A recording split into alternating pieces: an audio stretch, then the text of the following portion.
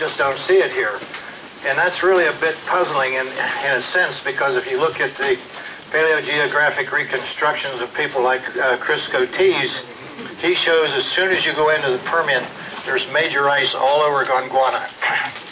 But if that were the case, one would expect to see a major low stand in sea level and a global unconformity. Well, one does not see that. It's not like the mid-Carboniferous unconformity, which is global and has been written about a number of times.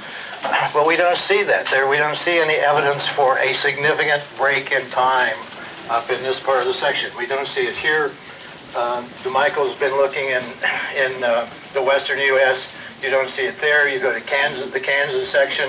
We don't see it there. So there's something wrong someplace with the ice story, not with the sea level unconformity story, because that's just the rocks. That's just the way it is.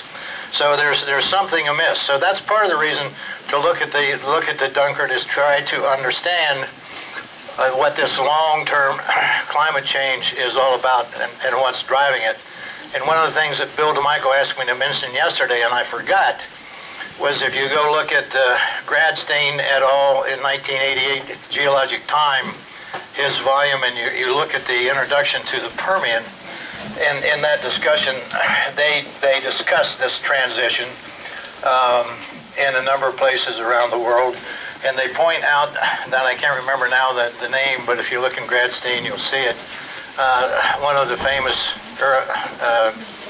geologists in America a number of years ago suggested that this transition period be called the Diassic.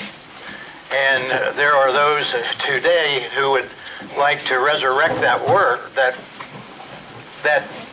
time period, because it is on a 10 million year time scale, to separate the Pennsylvanian from the truly arid middle, what's now the middle Permian. So Bill had wanted me to mention that yesterday, and I forgot to do that. So